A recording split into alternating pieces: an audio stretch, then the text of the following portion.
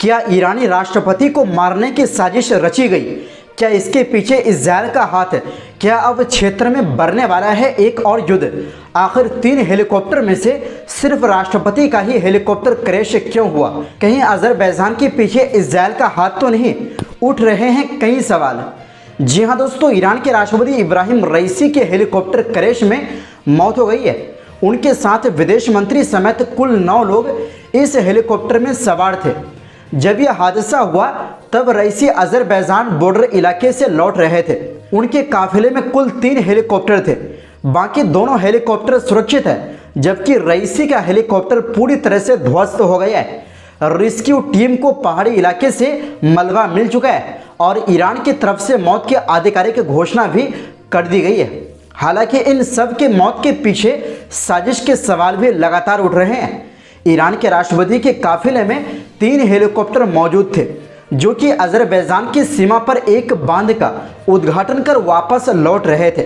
शुरुआती जानकारी के मुताबिक खराब मौसम और धुंध के चलते उत्तर पश्चिम में अजरबैजान की सीमा के जोल्फा शहर के पास रईसी का हेलीकॉप्टर हादसा का शिकार हुआ।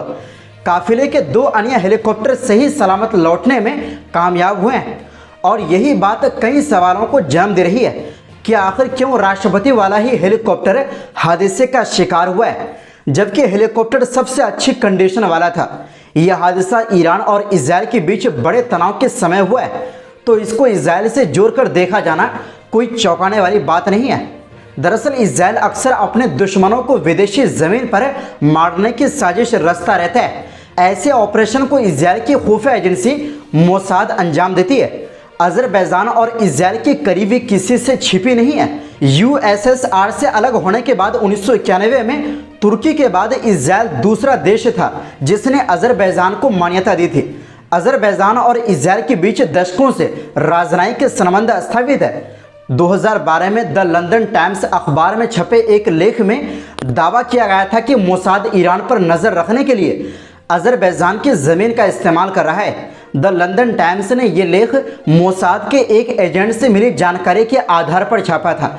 हालांकि एक तथ्य यह भी बताया जाता है कि अजरबैजान में इजरायली एजेंट की तुलना में ईरान रियोशली गार्ड यानी IRGC ज़्यादा सक्रिय है। लेकिन लेख में इजरायल एजेंट ने इस पर कहा था कि हमारा और उनका काम करने का तरीका अलग है। दोस्तों, अजरबैजान और ईरान के बीच वैसे तो संबंध सामान्य रहे हैं, लेकिन इनके बीच समय समय पर तलखी आने की मुख्य वजह इजरायल भी रहा है। दोनों पड़ोसियों के बीच तनावपूर्ण संबंधों की कई वजह हो सकती है। जैसे बाकू ने अक्सर पर्शियन द्वारा ईरान में रह रहे एजीरिस यानी अजरबैजानी समुदाय के खिलाफ भेदभाव की शिकायत की है। अजरबैजान एक शिया मुस्लिम बहुल देश है, जहां करीब 55% शिया मुस्लिम और करीब 40% सुन्नी मुस्लिम रहते हैं।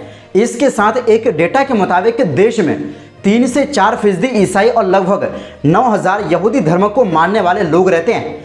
शिया बहुल होने की वजह से अजरबैजान की जनता का झुकाव हमेशा से ईरान की ओर रहा है, लेकिन अजरबैजान सरकार के अमेरिका और इजरायल से गहरे संबंध है।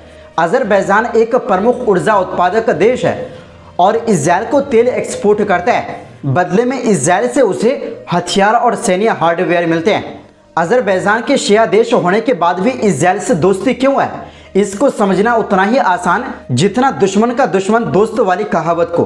दरअसल अजरबैजान का आर्मीनिया के साथ लंबे समय से जातीय और क्षेत्रीय संघर्ष रहा है।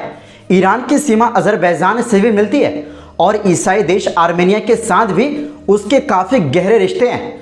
दोनों ही देश क्षेत्र में रणनीतिक और व्यापारिक साझेदार है। द नेशनल इंटरेस्ट की रिपोर्ट के मुताबिक दोनों देशों का व्यापार साल 2021 में $471 मिलियन था। अजरबैजान और आर्मेनिया के बीच 2020 में हुए युद्ध के बाद अजरबैजान ने नागोर्नो काराबाख के क्षेत्रों और हिस्सों पर फिर से कब्जा कर लिया था। इस जंग में साथ इजरायल, पाकिस्तान और तुर्की ने खुले तौर पर दिया था, जबकि ईरान क्षेत्र में किसी भी भौगोलिक बदलाव का विरोध करता आया है। जंग में जीत के बाद अजरबैजान की सड़कों में इजरायल फ्लैग भी लहराए गए थे। वैसे अगर इस हमले में इजरायल का हाथ पाया जाता है तो अजरबैजान और ईरान के रिश्ते एक बार फिर बिगड़ सकते हैं। हिजबुल्लाह ने तो खुले तौर पर धमकी दे दी है कि अगर इजरायल का इस मामले में हाथ पाया गया तो अंजाम अच्छे नहीं होंगे। इसके अलावा क्षेत्र में तनाव और बढ़ सकता है। जानकार मानते हैं कि अगर ऐसा हुआ तो पहले से गाजा और यूक्रेन जंग की मार झेल रही दुनिया को जंग का एक और मोर्चा खुलने से उत्पादों की कीमतों में उछाल देखने मिल सकता है। वैसे दोस्तों, ईरानी राष्ट्रपति और विदेश मंत्री समेत जितने भी टॉप अधिकारी मारे गए हैं, क्या आपको लगता है कि इसके पीछे कोई साजिश है या ये एक सिर्फ हादसा है?